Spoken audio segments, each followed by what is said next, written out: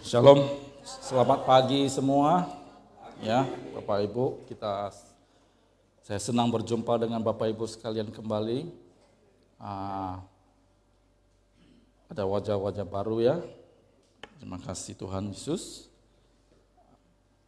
Kita berjumpa lagi dalam meeting atau rapat agung para anak-anak Tuhan. Ya. Saya percaya kita semua diberkati oleh Tuhan Yesus dengan luar biasanya. Ya. Semua pujian kemuliaan hanya bagi Tuhan. Bagian kita hanya untuk menikmati kasih-Nya. Ya.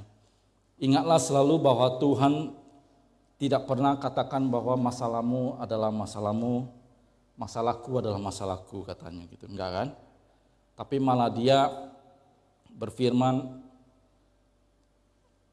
aku sekali-kali tidak akan membiarkan engkau, dan aku sekali-kali tidak akan meninggalkan engkau. Ya. Engkau itu siapa? Ya Bapak, Ibu, dan saya ya. Perkataan ini dikutip dari apa yang Tuhan Allah firmankan kepada semua bangsa Israel, sekaligus penetapan Yosua waktu itu sebagai pemimpin selanjutnya. Ya. Firman Tuhan ini bukan main-main Bapak Ibu, tetapi ditetapkan dalam kitab Ulangan 31 ayat 6. Ya, apa tertulis? Ya, tidak akan membiarkan engkau dan tidak akan meninggalkan engkau. Jadi ini adalah hukum yang mengharuskan Tuhan untuk tidak meninggalkan bangsa tersebut. Ya. Janjinya tertuang di dalam hukum Taurat. Ya, ibaratnya janji-janji Tuhan itu tercatat secara hitam di atas putih, ya, legal, secara hukum sah. Ya. Permasalahannya adalah hukum Taurat yang digambarkan sebagai Musa itu tidak bisa membawa bangsa Israel ke dalam tanah perjanjian. Ya. Jadi harus diturunkan kepada Yosua, ya, yang menggambarkan Tuhan Yesus yang dapat membawa bangsa Israel untuk memasuki tanah perjanjian. Ya. Artinya hanya Tuhan Yesuslah yang dapat membawa bangsa Israel untuk memasuki tanah perjanjian. Ya.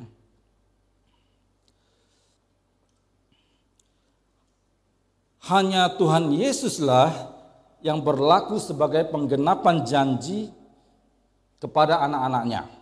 Ya. Hanya anugerah Tuhanlah yang menjadi alasan bagi Allah untuk dapat setia menepati janjinya kepada anak-anaknya. Dengan tidak mengabaikan hukum. Ya. Hukum harus digenapi terlebih dahulu. Ya. Makanya Ulangan 31 ayat 8 tertulis bahwa Musa dia menyampaikan atau meneruskan perjanjian Tuhan kepada Yosua, sebab Tuhan Dia sendiri yang akan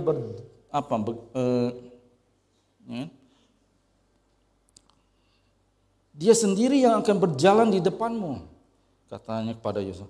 Dia sendiri yang akan menyertai engkau. Dia tidak akan membiarkan engkau dan tidak akan meninggalkan engkau. Janganlah takut dan janganlah patah hati. Ya. Jadi Bapa di surga sendiri yang mengikatkan dirinya dengan perjanjiannya ke dalam hukum Taurat awalnya, ya, dan kemudian meneruskannya ke dalam kasih karunia, hukum kasih karunia sebagai perjanjian yang lebih baik atau lebih kuat. Ya, bahasa Inggrisnya ditulis better covenant, perjanjian yang lebih baik katanya. Ya, untuk apa? Untuk tidak membiarkan ataupun meninggalkan kita sendirian. Kepastian hukumnya apa? Bagaimana? Ya, firman-Nya atau perkataannya, ya, perkataannya sendiri adalah hukum, gitu ya. Firman-Nya tercatat dalam Yosua 1 ayat 5. Seorang pun tidak akan dapat bertahan menghadapi engkau seumur hidupmu. Seperti aku menyertai Musa, demikianlah aku akan menyertai engkau. Aku tidak akan membiarkan engkau dan tidak akan meninggalkan engkau. Di sini bukan lagi Musa yang menyampaikan, ya, bukan lagi hukum Taurat yang menetapkan, ya, bukan hukum Taurat lagi yang berkata gitu ya, tetapi Tuhan Allah sendiri yang menyatakan bahwa hal ini kepada Yosua. Firman Tuhan itu sendirilah yang menyatakan janjinya lewat anugerahnya, yaitu Tuhan Yesus Kristus. Yeshua. Tuhan menjanjikan keselamatan, yaitu Tuhan Yesus sendiri. Yang sudah dan yang akan menyertai dan menolong kita selama-lamanya. Untuk apa semua itu?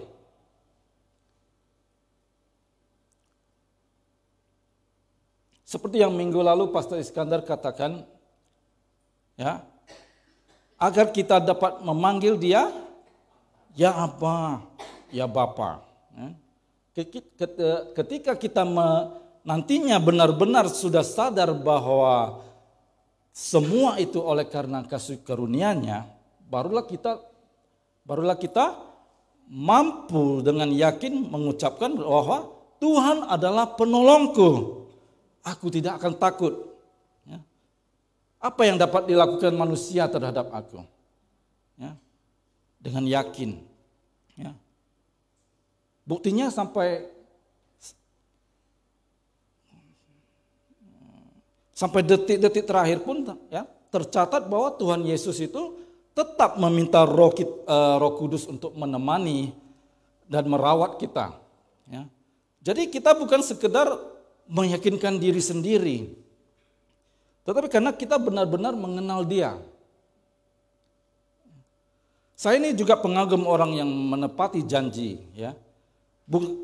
Meskipun secara pribadi saya belum bisa menepati janji 100% pada orang-orang yang pernah saya janjikan, ya. Tapi ketika saya melihat apa yang Tuhan lakukan untuk menggenapi janji-janjinya, saya hormat dan kagum pada Dia. Rancangannya mungkin berbeda dengan rancangan kita, tetapi Dia memperhatikan masalah kita sebagai masalah Dia juga. Dia peduli, Bapak Ibu. Itu satu hal yang tidak bisa kita pungkiri, tidak bisa kita bilang tidak, ya, tidak bisa kita tidak akui. Ya. Mau tidak terlihat diberkati sekalipun, saya pribadi harus mengakui bahwa Dia memperhatikan saya. Ya. Dia memperhatikan Bapak Ibu. Ya. Terlebih lagi kepada Bapak Ibu lah saya percaya. Ya. Saya lihat wajah-wajah berseri, ya. Ada yang inilah ya, menguap-nguap, tapi memang berseri semuanya, gitu kan? Pagi, saya juga bangunnya agak telat pagi ini, saya juga capek. Ya. Ya, meskipun ya berseri-seri, meskipun persediaan dompet ya udah tanggal terakhir ya kan? Nah, tanggal terakhir udah keluar dapat ada kartu merahnya. Ya. Kartu merah tinggal satu yang Soekarno-Hatta. Ya. Nah, ini dia. Ya. Bolehlah kita bicara uang pagi ini, ya. Oke. Tapi percayalah, saya tidak akan menginjak-injak uang, ya, menggumpalnya, ya, untuk lempar ke si Bapak Ibu, siapa yang mau terima, enggak gitu. Itu khotbah anak-anak. Ya, Bapak Ibu semua sudah dewasa, ya. Tapi apakah uang atau duit itu Lagi-lagi uang, kata si Niki Astria ya. Capek deh ya. Kalau tiap kali bertemu kita minta pinjam 100, kata siapa kemarin tuh? Oh iya, Pastri Iskandar juga itu ya.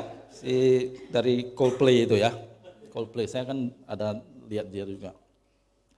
Kenapa bukan 10 juta sekalian? Biar kita gampang nolaknya. Kok lebih gampang? Ya kan, karena kita sendiri juga butuh gitu. Jadi kalau orang pinjam 10 jutanya gampang nolaknya. Tidak mungkin kita pinjamkan ya. Ya itu selera ya. Uang adalah alat tukar, Bapak Ibu. Sejarah uang sudah bergulir dari ribuan tahun. Ya. Awalnya mungkin bukan dari kertas atau digital elektronik money sekarang ya. Sekarang manusia sudah mulai membayar dengan tinggal tekan tombol HP aja ya. Dan sudah mengarah kepada elektronik zamannya ya. Zaman dulu manusia bertukar kebutuhan dengan ternak-ternak mereka ya. Lama-lama berkembang dengan uang logam, ya. Kemudian uang kertas dan sebagainya. Dengar-dengar katanya dari Cina juga apanya ini ya, made in China semuanya, uang pun made in China. Ya, kalau saya baca dari Wikipedia begitu, lebih banyak mengarah ke China, Tiongkok. Perubahan demi perubahan terjadi sesuai zaman, ya. Dan kemudian uang kertas itu ya yang sekarang kita lebih sering pakai lah ya. Tetapi intinya hanya satu. Uang adalah pertukaran atas barang dan jasa ya. Saya pernah bertengkar dengan seorang teman tentang uang ya. Saya katakan uang adalah bukan segala-galanya ya. Dia berkata sebaliknya, uang adalah segala-galanya. Setelah sekian tahun, saya baru menyadari bahwa teman saya itu tidak salah mengatakan bahwa uang adalah segala-galanya. Ya. Pak Arnold bertanya, "Loh, mengapa bisa begitu uang segala-galanya?" katanya. Ini baru tanya dia. Ya, uang adalah segala-galanya bagi teman saya. Ya. Itu karena dia melihat dari sisi dunia. Ya. Seperti halnya dengan orang-orang yang mengatakan bahwa Yesus bukanlah Tuhan berdasarkan agama-agama yang mereka yakini, ya, adalah benar bahwa Yesus itu bukan Tuhan berdasarkan kitab-kitab agama lain. Jadi mereka tidak salah. Kita bisa buat apa kalau mereka tidak salah? Tapi tidak salah bukan berarti benar. Ya. Untungnya untuk menginsafkan mereka itu bukanlah tugas atau pekerjaan kita, tetapi Roh Kudus. Ya. Pekerjaan kita hanya menyampaikan pesan yang terlampau baik untuk diterima. Ya. Yaitu Injil keselamatan bagi mereka. Kita kembali pada masalah uang. Sekali lagi, apakah uang adalah segala-galanya? Iya, bagi dunia, Bapak Ibu. Uang itu adalah seperti darah dalam perekonomian dunia. Ya. Tersumbat sedikit saja, gara-gara tidak terima gaji, ya, gara-gara usaha mundur segala macamnya, jamin 100% puyeng, ya, sakit kepala. Teman telat bayar hutang pun bisa jadi musuh kalau terjadi sedemikian. Ya. Demi secuil rupiah, saudara kandung pun bisa menjadi batu sandungan. Ya, ya benar-benar gara-gara uang. Keluarga bisa menjadi keluarga kau, katanya. Ya. Sambil ya mengayunkan parang lagi. Kalau saya dengar dulu-dulu lah ya. Sekarang mungkin enggak lagi. Takut dilapor polisi sekarang. Dengan uang manusia bisa mendapatkan banyak hal yang diinginkan atau banyak hal yang bisa dibeli untuk yang dibutuhkan atau yang dimaui. Ya. Jadi manusia berusaha mati-matian untuk mencari uang. Ya. Tak kenal siang malam, tak kenal halal non halal. Semua cara dan waktu dihabiskan untuk memikirkan uang, menggali uang. Ya. Jadi ya benar uang adalah segala-galanya bagi dunia. Ya. Biasanya kalau uang mengalir lancar, ya, gampang untuk berpikir, ya, encer, terasa lebih sehat, ya, lebih gagah. Nah, tapi kan kita bukan dari dunia, Bapak Ibu. Ya. Yohanes 15 ayat 19 katakan, sekiranya kamu dari dunia, tentulah dunia mengasihi kamu sebagai miliknya. Tapi karena kamu bukan dari dunia, melainkan aku telah memilih kamu dari dunia, sebab itulah dunia membencimu. Ya. Jadi sehat atau tidaknya kita bukan diukur dari uang, karena kita bukan dari dunia. Haleluya. Uang bisa meninggalkan kita, tetapi Yesus tidak. Ya. Nah, yang mau saya tekankan pada hari ini bukan mengenai bagaimana mengatur keuangan Bapak Ibu, ya. Saya mau bicara tentang Tuhan Yesus. Ya. Namun bukan tentang Tuhan Yesus yang memberikan uang kepada Bapak Ibu sekalian. Ya. Suatu waktu saya pernah minta uang sama Tuhan. Waktu itu saya pernah membeli lotre, ya, udah pernah saya ceritain juga lah ya. Di Singapura saya beli lotre. Di Singapura ada jual lotre. Bapak Ibu kalau mau menaruh harapan di sana, ya, itu dulu ya, Bapak Ibu ya.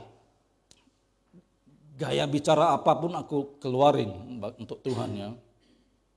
Dengan tujuan agar Tuhan Yesus mengabulkan permintaanku. Ya. Pokoknya yang iming-imingnya rohani sekali lah Bapak Ibu. Ya. Tahu apa iming-imingnya? Yaitu membujuk Tuhan untuk mendapatkan sesuatu. Ya, kira-kira iming-iming itu yang membujuk Tuhan. Saya katakan padanya, kalau nanti setelah dapat uangnya itu saya akan mendirikan gereja, saya bilang. Maksudnya bukan mendirikan gereja, maksudnya membantu mendirikan bangunan lah, entah gimana, itu udah lama sekali itu, waktu awal-awal masih baru percaya. Ya.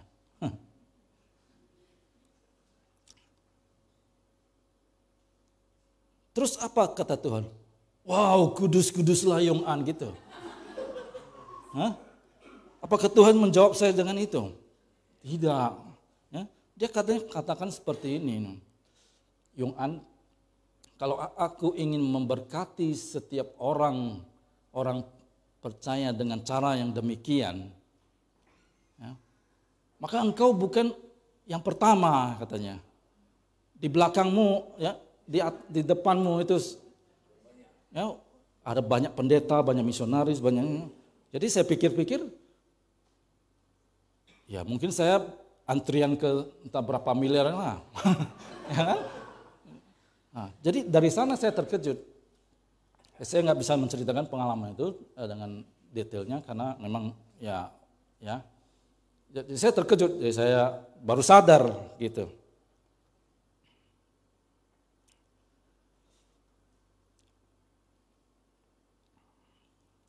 Dari sini saya mulai belajar bahwa Tuhan, dia bilang dia adalah berkatnya sendiri, berkatnya itu sendiri. Ya.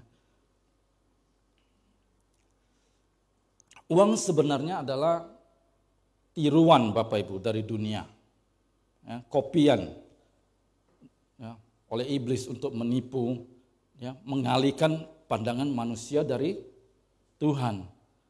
Dunia menawarkan alat tukar ini bagi manusia untuk membeli keluarga, ya, membeli kecantikan, membeli kebahagiaan. membeli kesehatan, membeli kekuasaan, membeli KK yang lain, nah, ya. K, ya. Apalagi K-nya. Semua itu dicari oleh manusia sampai detik ini. Siapa yang tidak mau bahagia? Siapa yang tidak mau sehat? Siapa yang tidak mau memiliki banyak harta? Ya. Yang menjadi masalah adalah anak-anak Tuhan yang notabene bukan berasal dari dunia, terjebak di dalamnya. Saya pun terjebak. Ya. Hancur-hancurlah. Padahal menurut Alkitab, Tuhan Yesus sudah berfirman, janganlah kamu mengumpulkan harta di bumi. Ya. Katanya di bumi ngengat dan karat merusaknya, dan pencuri membongkar dan mencurinya. Tetapi kita malah terikut arus dunia.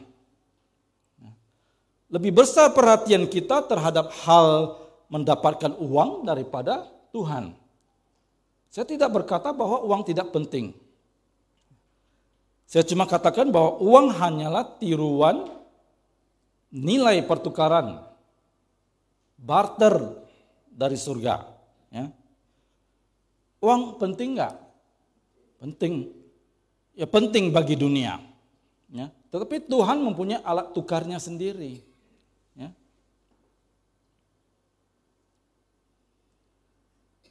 Alat tukar yang sudah Dia sediakan dari awal, sejak semula, sebelum dunia dijadikan.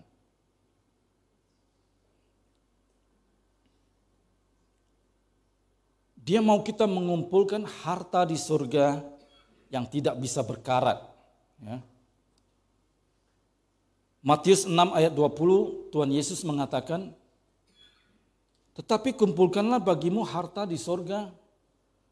Di surga ngengat dan karat tidak merusaknya, dan pencuri tidak membongkar serta mencurinya.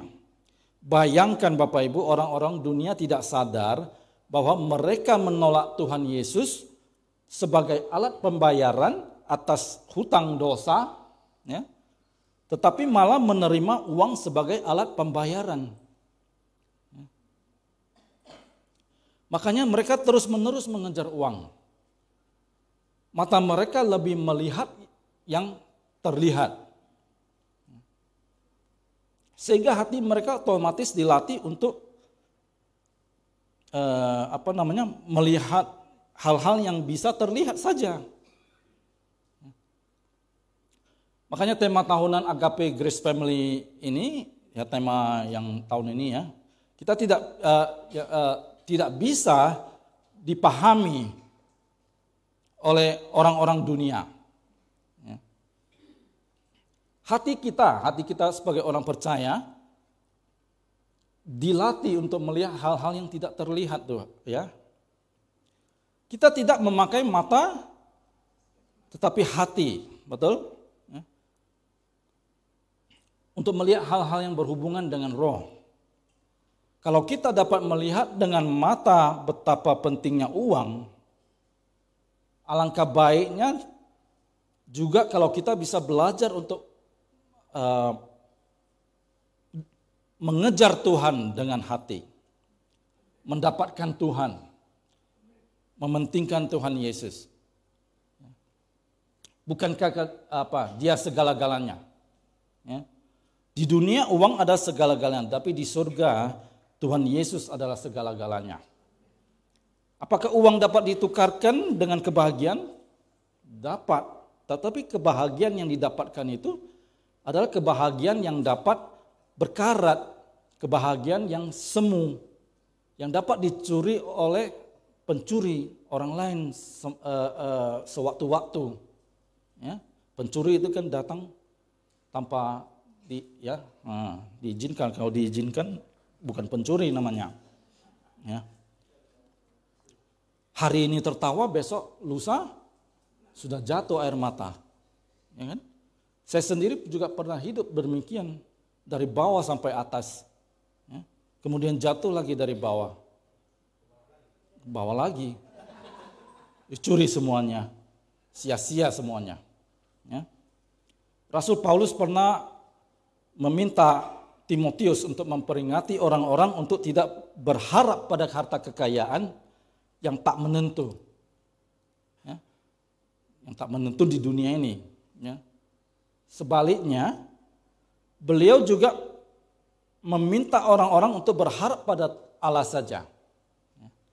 Saya mau ambil satu sikap, saya pribadi saya mau mengambil satu sikap untuk mau belajar kembali mementingkan Tuhan Yesus. Ya, mementingkan firman Kristus itu.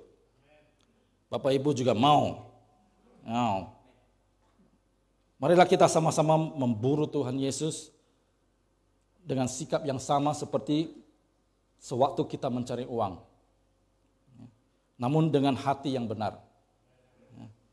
Maksudku adalah jika kita bisa rela duduk seharian ya untuk bekerja, untuk mendapatkan yang namanya uang, mengapa kita tidak melakukan hal-hal yang sama terhadap Tuhan? Ya.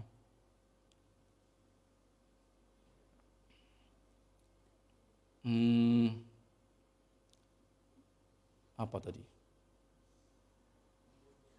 Ya, untuk manusia mencari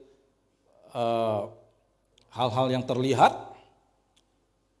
kita mencari hal-hal yang tidak terlihat, ya, di dalam roh.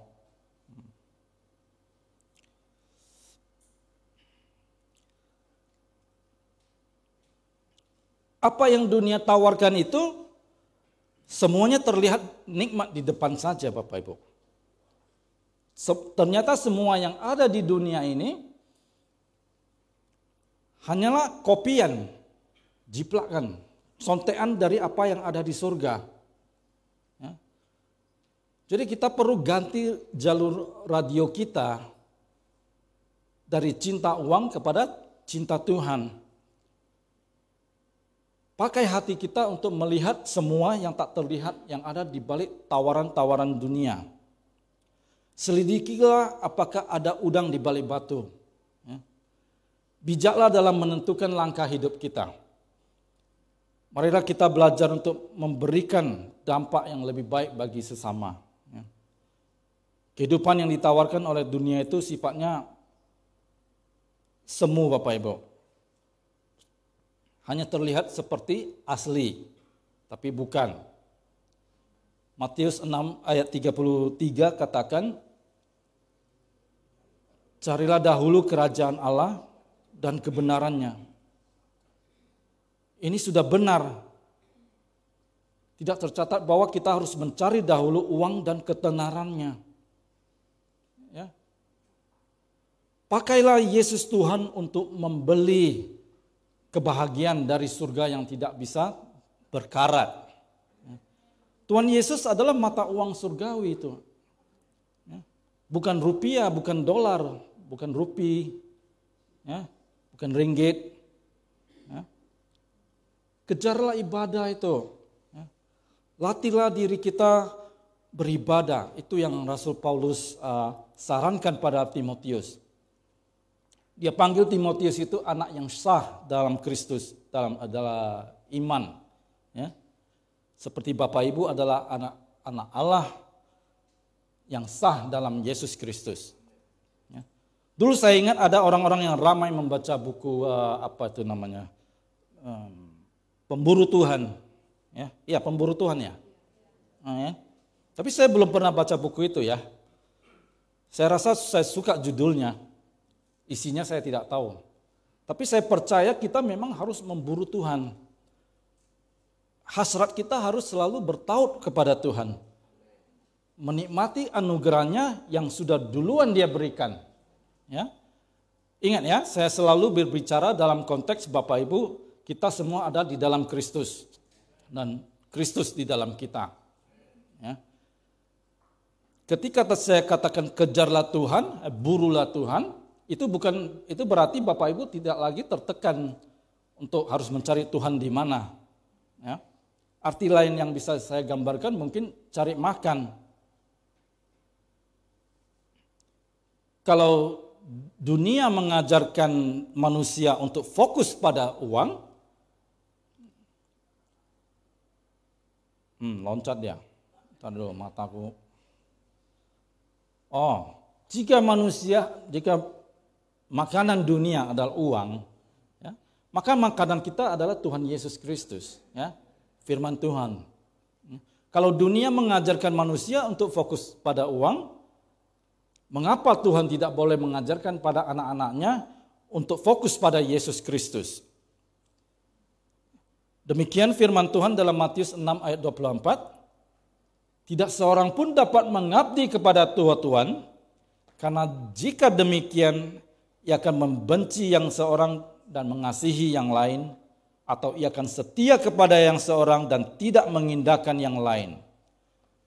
Kamu tidak dapat mengabdi kepada Allah dan kepada Mamon secara bersamaan, ya. Bapak Ibu, pilihan ada pada kita.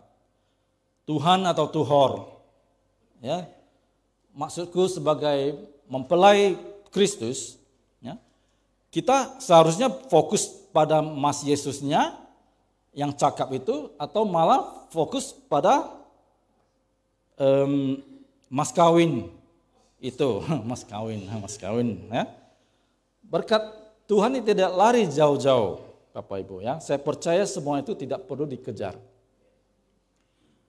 Karena Matius 6 tadi ada kelanjutannya, Bapak Ibu.